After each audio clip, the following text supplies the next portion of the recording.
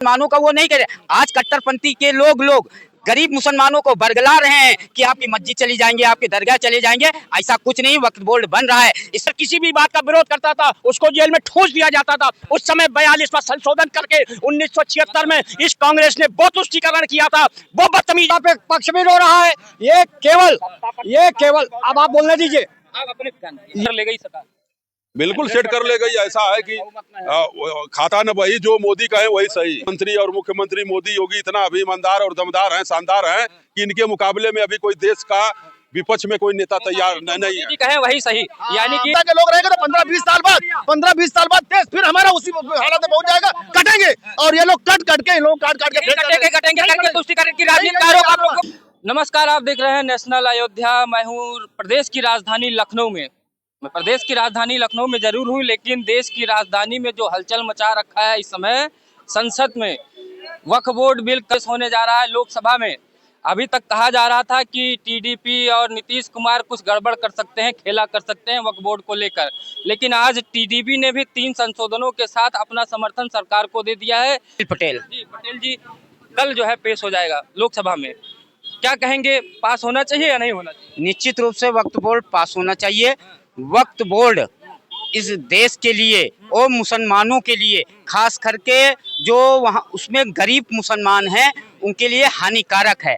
क्योंकि जो वक्फ बोर्ड है जो 1985 में इसका वक्फ बोर्ड की 7 लाख वक्फ बोर्ड की संपत्ति है और आज वक्फ बोर्ड के पास रक्षा विभाग और रेलवे के बाद सबसे ज्यादा संपत्ति है। आज जो दिक्कत है संपत्ति में, दान की हुई है, वो कह रहे हैं कि अपनी संपत्ति अल्लाह को समर्पित कर देना है, तो किसी न किसी गरीबों को जो है मुसलमानों में उनको देंगे तो गरीब मुसलमानों के लिए कैसे हानिकारक हो। आज वक्फ बोर्ड में ज्यादा कर लोग कट्टरपंथी घुस आए हैं और आज वक्फ बोर्ड में जो 1985 में 12,000 रुपया कमाती थी और आज के टाइम में सिर्फ 152 करोड़ रुपया वक्त का किराया आ रहा है। उस पे सब लोग कब्जा कर रखे हैं। अगर जो संशोधन हो रहा उसमें महिलाएं आ जाती हैं तो क्या बात है। वक्फ बोर्ड की हम सभी मुसलमानों का वो नहीं कह रहे। आज कट्टरपंथी के लोग गरीब मुसलमानों को बरगला रहे हैं कि आपकी मस्जिद चली जाएंगे, आपके दरगाह चले जाएंगे। ऐसा कुछ नहीं, वक्फ बोर्ड बन रहा है। इसमें महिलाएं आ रही हैं। इसमें जो अगर मजिस्ट्रेट होगा जो नियुक्त होगा वो वक्फ बोर्ड आप अपनी कागज दिखाइए, उससे कोई बात नहीं है। उसमें से भी दिक्कत, चलिए मान लिया जाता है महिलाओं से दिक्कत, लेकिन वो कह रहे हैं कि हमारा मजहबी मामला है, इसमें गैर मुस्लिम कैसे इसमें एंट्री है, यानी कि हिंदू हो सिख हो उसमें कैसे उनके मामले में हस्तक्षेप कर सकते। जब इस देश में देश का बंटवारा हो गया और लोग चले गए तो इस देश में धर्म के आधार पर नहीं चलेगा।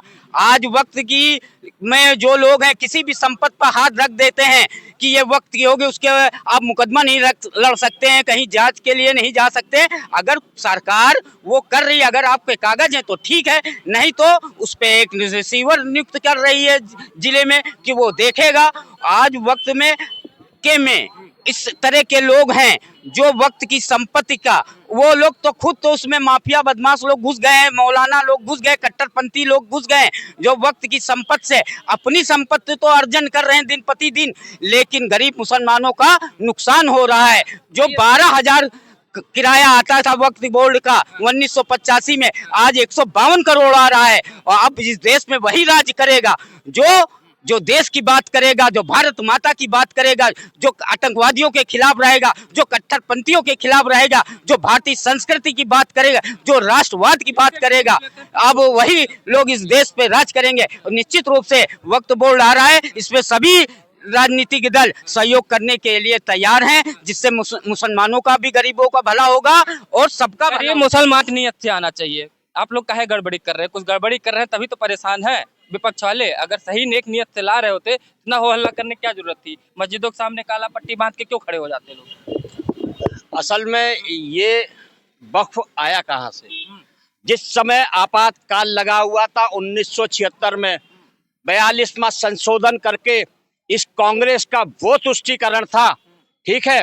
इंदिरा गांधी ने स्पष्ट शब्दों में कहा, देखो मुसलमानों, मैंने तो खां साहब से शादी कर ही ली है, ठीक है, और जो मेरे भी बच्चे लास्ट तक पैदा होंगे वो भी सब आप ही के वो होंगे, ठीक है, वो भी खान पठान होंगे, ठीक है। तो ये जो मैं संशोधन कर रही हूँ, उस आपातकाल में कोई भी सरकार नहीं थी, मीडिया के कोई बोलने वाला नहीं था, ठीक है। कोई भी आदमी अगर किसी भी बात का विरोध करता था उसको जेल में ठूस दिया जाता था। उस समय 42वां संशोधन करके 1976 में इस कांग्रेस ने वो तुष्टीकरण किया था, वो बदतमीजी करी थी कि एक बोर्ड बना दिया बकवर्ड के लो मुसलमानों खुश रहो, जो संपत्ति कहोगे ठीक वो तुम्हारी होगी, ठीक है।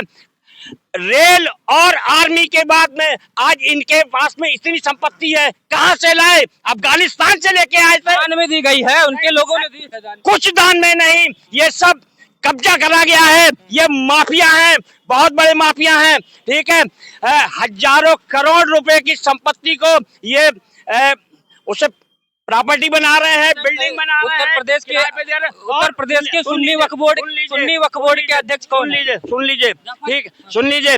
और ये जितना पैसा आ रहा है, ठीक है, ये सब आतंकवाद में, ठीक है, इनके मदरसों में पढ़ाया क्या जाता है, केवल आतंकवाद पढ़ाया जा रहा है। ये जो पैसा है 11 साल की सरकार पता नहीं कर पाई मदरसों में क्या पढ़ा। बिल्कुल यही तो पता, इसीलिए तो ये बिल लाया है, ठीक है। इस सबको समाप्त करके, ठीक है, ये जो अफरा तफरी का माहौल इन विपक्षियों ने, ये जो चाहे सपा हो, बसपा हो, कांग्रेस हो, ठीक है, इन लोगों ने ये जो अफरा तफरी का माहौल बनाया था, उस माहौल को समाप्त करने के लिए एक ऐसा बिल आ रहा है, ठीक है।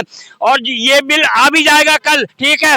सबकी सांसें रुकी हुई हैं कि ये जो तुष्टीकरण कांग्रेस का 1976 वाला हुआ था, ठीक है, ये सब समाप्त हो जाएगा। और लोगों की और ये जो नहीं है वक्फ बोर्ड पे हैं, सांसें क्यों रोक गई बताइए? ऐसा है, हमारी सांसें नहीं बंद हैं, इन लोगों की सांसें बंद हैं कि आखिर में विपक्ष इसको पास कराएगा कि नहीं कराएगा।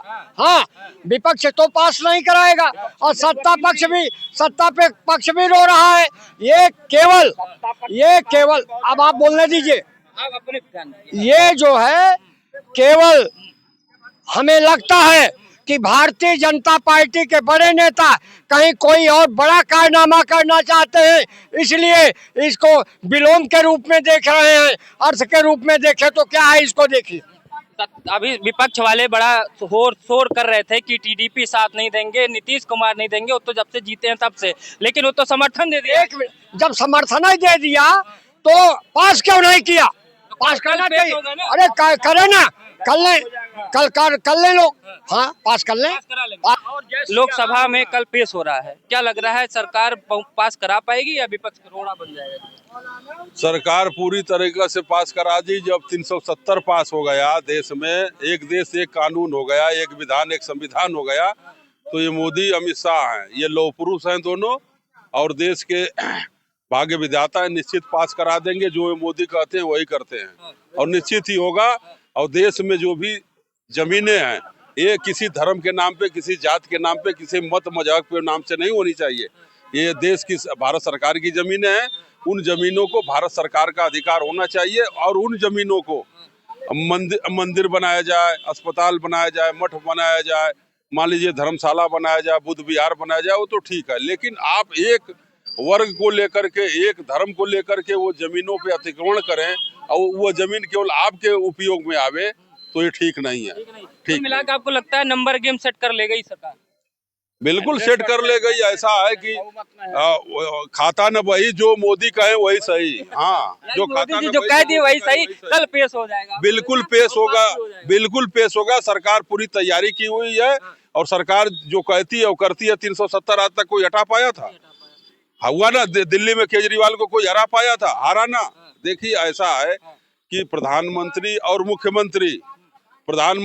मुख्यमंत्री मोदी योगी इतना अभिमानदार और दमदार हैं, शानदार हैं कि इनके मुकाबले में अभी कोई देश का विपक्ष में कोई नेता तैयार नहीं है। कहे वही सही, यानी कि वही सही, यानी कल सही हो जाएगा। हाँ, बिल पास होगा। सुनिए, चिल्लाने से कोई काम नहीं, काला पट्टी बांधने से कोई काम नहीं होगा। देखिए, राम मंदिर बनाया गया, 370 पास किया गया। सारा जो है, जो बीजेपी चाहती है, जो वही काम कर रही है इस समय और वो कर लेंगे। मनमानी, यानी विपक्ष जो कह रहा है मनमानी कर रहे हैं। सबके समर्थन से हो रहा है, सुनिए, सबके समर्थन से होगा, बिल पास होगा, कल की डेट में बिल पास हो जाएगा। हाँ, बिल पास। राज्यसभा में अटक गए तो राज्यसभा में नहीं अटकेंगे, राज्यसभा सब लोग बैठे हुए, कहीं हमारा बहुमत है और हम लोग बिल पास करेंगे। आप लोगों को क्या दिक्कत हो रही है, विपक्ष को क्या दिक्कत हो रही है, क्या दिक्कत हो रही अरे भाई, मैं विपक्ष का आदमी नहीं हूँ, मैं जनता का है? आदमी नहीं, मैं हूँ। विपक्ष का पूछ रहा हूँ, विपक्ष को क्यों दिक्कत हो रही है? ये विपक्ष वालों से पूछना चाहिए। पहले बात, जो बिल पेश किया जा रहा है, क्या जो उसके वक्फ बोर्ड के मेंबर्स हैं उनको पढ़ने के लिए दिया गया है क्या? उसे पब्लिश किया गया है जनता में पहले कि आप बिना पब्लिश किए ही कोई चीज लागू कर देंगे? पब्लिश 543 में 274 लोग हो जाएं और 274 लोग जिसको चाहे उसको बिल पास कर दें। बाकी यहाँ की 142 करोड़ जनसंख्या किसी बात काम की नहीं है। अरे भाई, पहले किसी बात पर जिसके लिए आप कर रहे हो उसको पढ़ने तो दो, उसमें उसकी आपत्तियां तो लो, उसमें सुधार तो करो अगर कहीं आपको लगता है तो। नहीं लगता जब गठन हुआ तो पढ़ने के लिए जो उनके मेंबर हर पार्टी के रहे थे पढ़े नहीं थे क्या? उन्हीं के तो मांगों पे आप पढ़े हैं, आप इसी में वो बैठे थे, आप पढ़े हैं तो मैंने तो दो ही बात कही ना, 274 लोग जो चाहे वो कर दे। 142 करोड़ की जनसंख्या किसी लायक नहीं, नकारा है। 274 लोग तो निधि भेजे हैं ना। सुनिए, और जेपीसी की जो बात आप कर रहे हैं, जेपीसी में जो लोग थे उसमें विपक्ष के 10 लोगों को टर्मिनेट कर दिया, तो वहां बहुमत बना ले गए। टर्मिनेट क्यों कर दिया आपने? आप उनको पढ़ने दीजिए, उस पर आप बहस क्यों नहीं करना चाहते हैं? बात ये। दूसरी बात, जो भारतीय जनता पार्टी या मोदी जी के समर्थक कहते हैं कि उनसे ज्यादा ईमानदार कोई नहीं है, उनको ये बताना चाहिए क्या आप बेईमान खुद हैं क्या? अगर मोदी जी से ईमानदार कोई नहीं है तो भारत की 142 करोड़ जनसंख्या में से एक आदमी को छोड़ करके बाकी सब बेईमान है क्या? नरेंद्र मोदी को छोड़ के बाकी सब बेईमान भारत है? भारत का हर नागरिक बेईमान है क्या? इस सवाल का जवाब देना चाहिए भारतीय जनता पार्टी के लोगों को। आपका मानना है? मैं नहीं, वो अभी एक सज्जन कह के गए हैं ना कि मोदी के अलावा कोई ईमानदार भारत में है ही नहीं है। नहीं बोले, बोल के गए हैं। जो मोदी कहे वही सही। अपने नहीं, अपने से देखिए, आप रिवाइव करके देखिए अभी यही शब्द कहा है, जो मोदी कहे वो सही। जी नहीं, उन्होंने कहा न खाता न बही, जो मोदी कहे वही सही। लेकिन नरेंद्र मोदी से ज्यादा ईमानदार कोई पृथ्वी पर है नहीं, उन्होंने भारत में है ही नहीं कहा उन्होंने। आप रिवाइव करके अपना देख लीजिए। तो यानी वो खुद को बेईमान समझते हैं और पूरे भारत की 142 करोड़ की जनसंख्या में एक आदमी को छोड़ के बाकी सब बेईमान है, ऐसा उनका कहना भारतीय जनता पार्टी वालों का। बार बार वो प्रधानमंत्री बने, बार बार ईमानदार अगर नहीं होते तो प्रधानमंत्री बनते। अगर इन्हीं जैसी लोग मानसिकता के लोग रहेंगे तो 15-20 साल बाद देश फिर हमारा उसी हालत में पहुंच जाएगा, कटेंगे। और ये लोग काट के कटेंगे करके तुष्टिकरण की राजनीति का आरोप आप लोगों पर लग यही होगा। सुनिए, इस समय हिंदू को गाड़ दिया गया है, बांट दिया गया है। इस समय देखिए राणा सांगा के मामले को लेकर के यादव और जो है क्या कहते हैं नीची जात के लोग, ये जो दलित लोग, ये सब लोग लड़ रहे हैं, हिंदू सब लड़ रहे हैं और हिंदू ही कट करके और मुसलमान रात फिर होगा। ऐसा ही रहेगा तो कुछ दिनों आज राष्ट्रवादी सरकार 11 साल से है और अभी भी हिंदू लड़ रहे हैं। तो सरकार हिंदुओं को लड़ाया गया। सुनिए, हिंदुओं को लड़ाया गया। हिंदू लड़ रहे हैं। बताइए, इस तरह भाषा का प्रयोग 2014 के बाद से सबसे ज्यादा डरा हुआ अगर कोई भारत में है वो हिंदू है। और गवर्नमेंट अगर संरक्षण कर रही है तो मुसलमानों के प्रति कर रही है। मुसलमान तो बहुत खुश है भाई साहब, सुनिए, मुसलमान बहुत खुश है। उसका उदाहरण मैं दे करके आपको समझाता हूँ।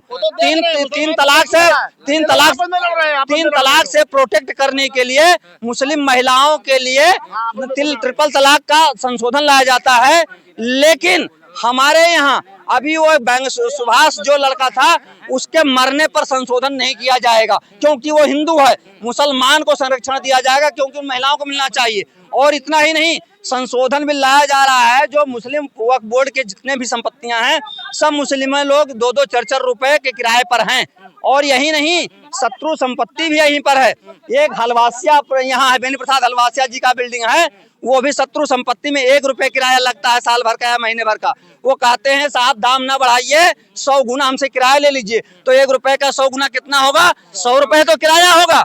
तो क्यों उसको नहीं वर्तमान दर पर खरीदने के लिए तैयार हैं? क्यों नहीं वर्तमान दर पर वो देने के लिए तैयार है? तो ये लाभ लेने के लिए भारतीय जनता पार्टी मुस्लिमों का को जो है, जो संपत्ति उसका वक्फ बोर्ड का है, 2-2 4-4 रुपए महीने पर पाए हुए हैं, ये चाहते हैं कि उनके नाम कर दे ताकि सस्ते हो जाए। और हिंदुओं के पास वो प्रॉपर्टी है नहीं, तो हिंदुओं का दुश्मन है। और कहीं ना कहीं अगर ये मुस्लिम लोग जा करके भारतीय जनता पार्टी से खुशी महसूस करते हैं और अपने आप को गौरवान्वित महसूस करते हैं, वहां पहुंचने के बाद कभी कभी शादियां भी लोग कर देते हैं मुसलमान लोगों का अपने यहाँ।